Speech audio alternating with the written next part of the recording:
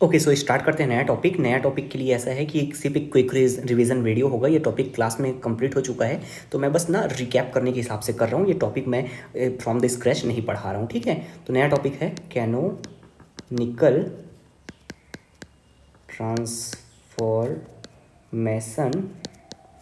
और इसके साथ साथ हम लोग पढ़ लेंगे यहाँ पास से प्लस जनरेटिंग फंक्शन।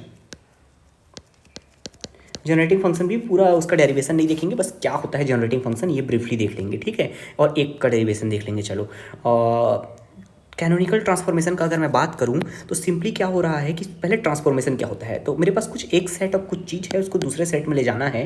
तो ये मेरे पास अगर ये कोऑर्डिनेट है और इसको मैं ऐसा रोटेट करके ऐसा कोऑर्डिनेट बना रहा हूँ, तो उसके लिए मैं ट्रांसफॉर्मेशन चाहिए। ट्रांसफॉर्मेशन क्या होगा, थीटा एंगल से ऐसे घुमा रहा हूँ, वो उसका ट्रांसफॉर्मेशन हो गया। तो ये टी ट्रांसफॉर्मेशन हो गया। वैसे ही अगर मैं यहाँ पर से मैं एक्स वाई जेड से लेकर आर थीटा फाई में जा रहा हूँ, तो ये वाला ट्रांसफॉर्मेशन हो गया उसका कोऑर्डिनेट ट्रांसफॉर्मेशन, ठीक है। तो यहाँ बस कोऑर्डिनेट ट्रांसफॉर्म हो गया।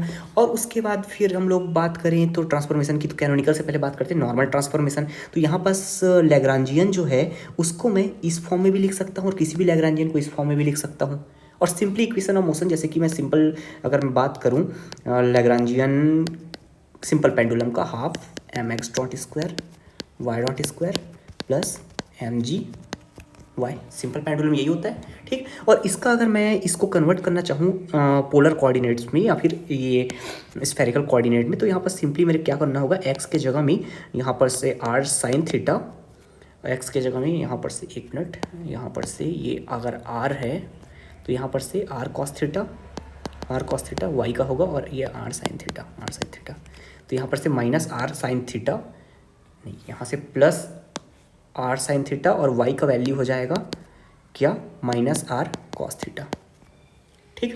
तो यहाँ पर से फिर यहाँ एक्स डॉट में मैं पुट करूँगा, एक्स डॉट क्या होगा, आर कॉस थीटा डॉट, और वाई डॉट का वैल्यू क्या होगा, आर साइन थीटा डॉट, ठीक। और यहाँ पर से फिर इसको मैं दोनों को, ये दोनों इक्वेशन जो है इसको मैं पुट कर देता हूँ यहाँ पर, और y का वैल्यू भी यहाँ पुट कर देता हूँ। तो मेरे पास लैग्रांजियन क्या आएगा, हाफ एम, अच्छा y का वैल्यू जो है एम जी वाई मैं ऑलरेडी नेगेटिव लिया था यहाँ पास मैं इसको बोल रहा हूँ क्या होता है लैग्रांजियन t माइनस वी।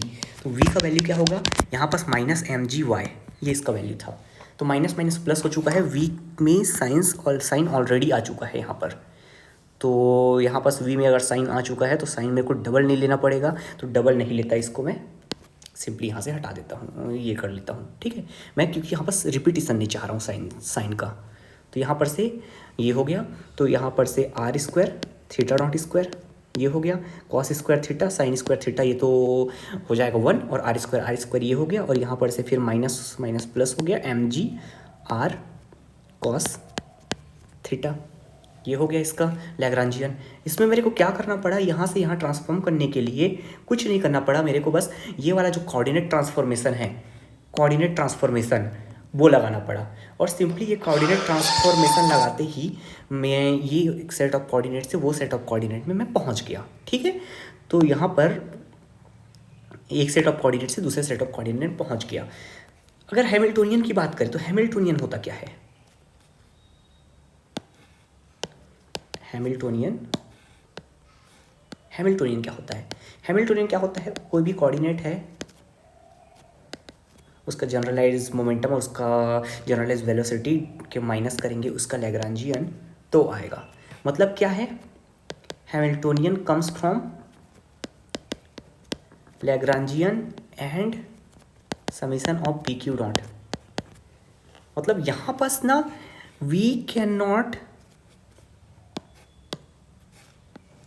इसका मतलब यहाँ पास क्या है, we can not just put coordinate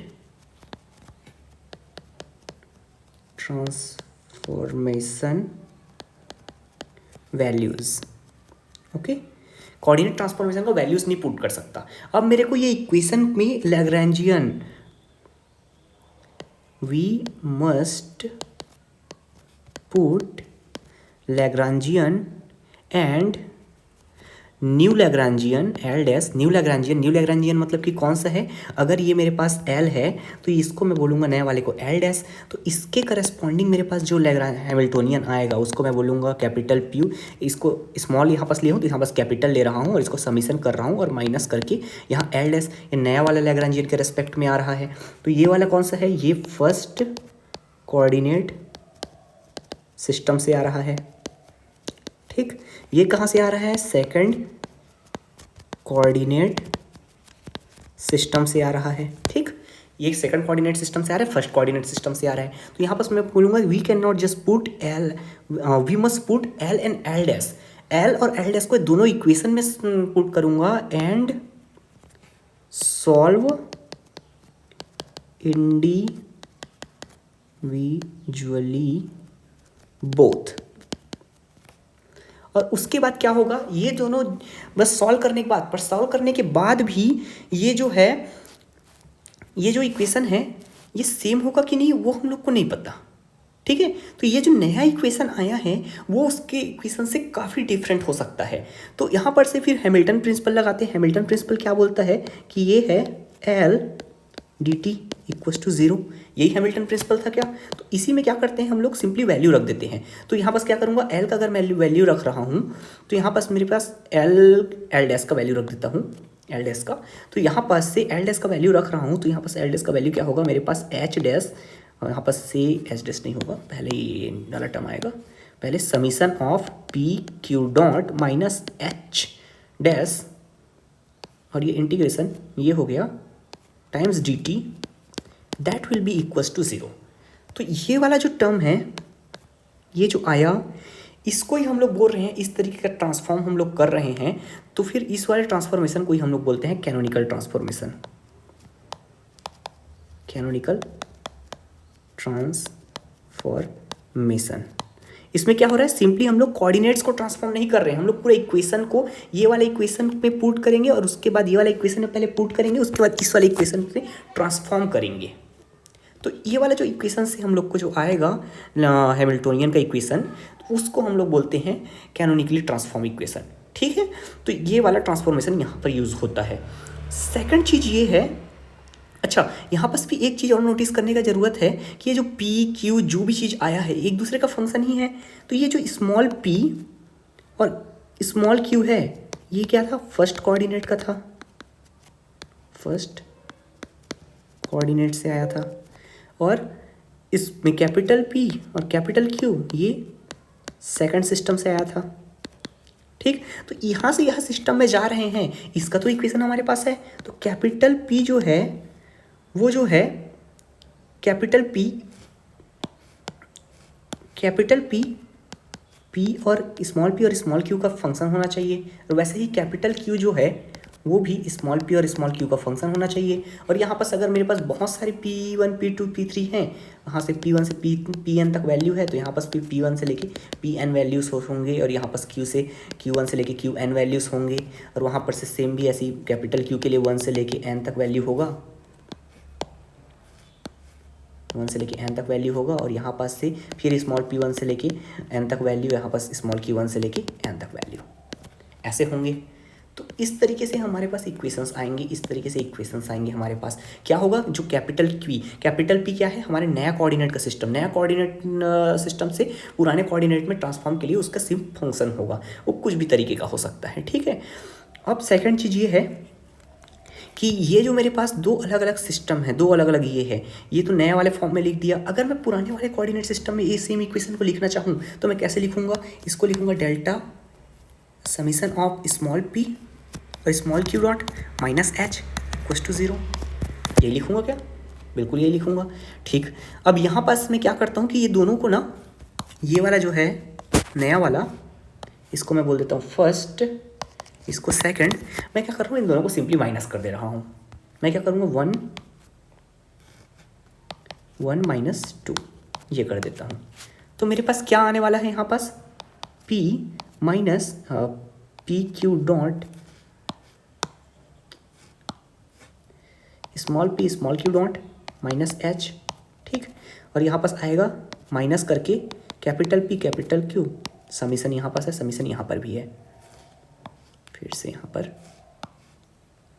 summation है, ठीक। और यहाँ पर से ये हो गया माइनस एच डॉट, और यहाँ पर इस पूरे का डी टी इक्वल्स टू 0, और यहाँ पर फिर से इसका वेरिएशन, इन दोनों को अगर मैं माइनस करूँ तो अच्छा, वेरिएशन का एक प्रॉपर्टी होता है कि यहाँ पर अगर ये डी टी का वेरिएशन 0 है, मतलब इसको मैं लिख सकता हूँ, इसको मैं किसी ऐसे तरीके से लिख सकता हूँ जिसको एफ डी टी के फॉर्मेट में लिख सकता हूँ मैं। और ये अगर डी टी में इंटीग्रेबल है तो इसको मैं इस तरीके से भी लिख सकता हूँ कि अगर एक फंक्शन है उसका तो एफ को मैं लिख सकता हूँ D F, actually perfect differential होगा यहाँ पास, D F by D T. और इस फॉर्मेट में अगर मैं लिख पाऊँ तो ये वाले इक्वेशन में मैं लिख सकता हूँ इसको मैं, ये हो गया D F by D T और ये डी टी इक्वल्स टू 0। इसका सिंपली मतलब क्या है, इसका मतलब ये है कि ये जो दो वैल्यू है वो दोनों वैल्यू सेम है, तो यहाँ पर से मैं लिखता हूँ डी एफ का वैल्यू यहाँ पर से D F by D T equals to P Q dot minus H minus summation यहाँ पास आएगा और summation of capital P capital Q minus H dash ये। और ये हमारे पास जो इक्वेशन आया है इसी इक्वेशन को हम लोग बोलते हैं जनरेटिंग फंक्शन। क्यों बोलते हैं? क्योंकि इसके थ्रू हम लोग इक्वेशंस जनरेट कर सकते हैं, जनरेटिंग फंक्शन। ठीक, ये वाले आगे लेक्चर्स में होगा, पर बेसिक्स के लिए कि जनरेटिंग फंक्शन क्या होता है और कैनोनिकल ट्रांसफॉर्मेशन क्या होता है, तो ये एक ब्रीफ इंट्रोडक्शन टाइप का वीडियो रहेगा, बहुत छोटा सा, कि बस समझ पाओ कि क्या होने वाला है, और उसके बाद बाकी तो लेक्चर नोट्स ही तुम्हारा कवर कर लेंगे, उसमें मेरे को कुछ ज़्यादा करने की ज़रूरत नहीं। बस इसमें ये है कि बेसिक टर्म्स क्लियर हो जाए और क्या क्या होता है टर्मिनोलॉजी।